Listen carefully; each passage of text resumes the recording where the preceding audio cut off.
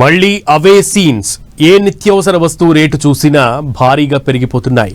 ప్రస్తుతం పండుగ సీజన్ నడుస్తోంది. క్రిస్మస్తో మొదలుకుని సంక్రాంతి వరకు దాదాపు 20 రోజులు ఈ సీజన్ ఉంటుంది.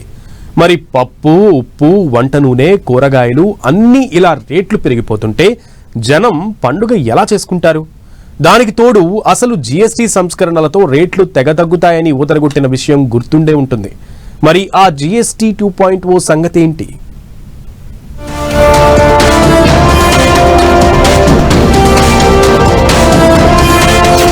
వంట నూనెలు లీటర్ 150 పైనే.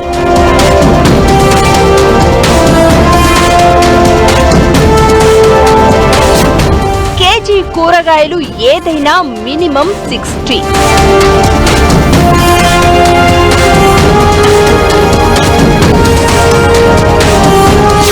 కోడిగుడ్లు ఒకటి 10 నుంచి 20 రూపాయలు.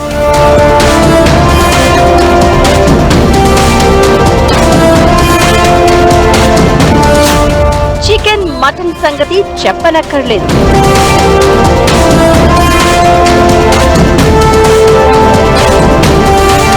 మరి బియ్యం, కందిపప్పు, మినప్పప్పు, గోధుమ పిండి, ఇడ్లీ రవ్వ సరే.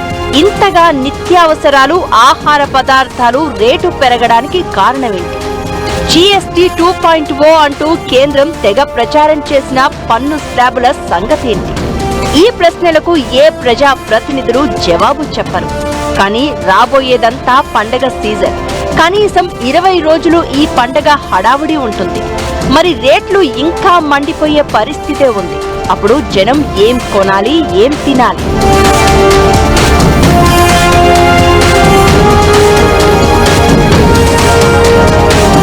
పదిహేను రోజుల క్రితం 5 రూపాయలకు దొరికిన కోడిగుడ్డు ధర ప్రస్తుతం 10 రూపాయలు పలుకుతోంది. ఇది చికెన్ సెంటర్లలో ఓ రేటు ఉంటే సూపర్ మార్కెట్లలో మరో రేటు ఉంటుంది. రోడ్డుపైన అమ్మేవాడు మరో రేటు చెప్తాడు. ఏది ఎలా ఉన్నా కోడిగుడ్ల రేటు గుడ్లెళ్లబెట్టేలా చేస్తుంది అనడంలో సందేహం లేదు. కోళ్ల దాణా ఖర్చులు పెరగడం, చలికాలం కారణంగా ఉత్పత్తి పడిపోవడమే ఈ ధరల పెరుగుదలకు ప్రధాన కారణం.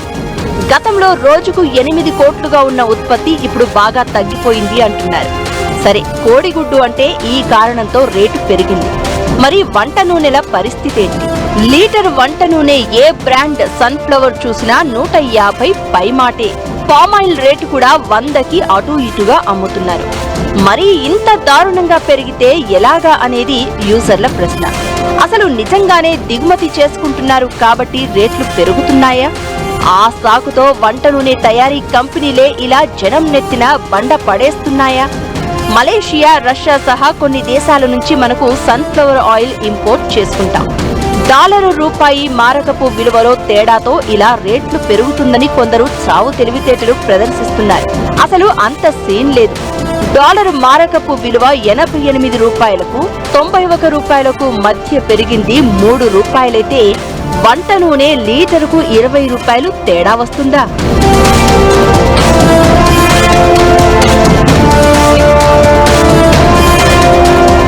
ఇక కందిపప్పు రేటు 105 నుంచి 140 పలుకుతోంది.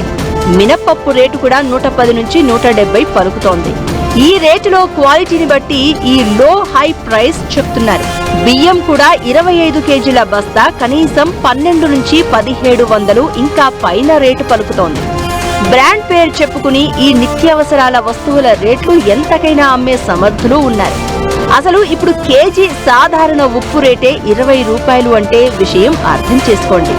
మరి జీఎస్టీలో సంస్కరణలతో జనం పండగ చేసుకోవాలంటూ దసరా, దీపావళి ముందు తెగ హడావిడి చేసిన ప్రభుత్వాలు ఈ రేట్ల పెరుగుదలపై ఎందుకు గప్చుప్గా ఉంటున్నారో తెలియదు. ఇవన్నీ ఫిక్స్ చేసిన రేట్ల కంటే ఎక్కువే అయితే సుమోటోగా జీఎస్టీ డిపార్ట్మెంట్లు షాపుల్లో తనిఖీలు చేసి కేసులు పెట్టాలి కదా. ఇది ఓ పామర జనం తాలూకు డౌట్ అనుమానం.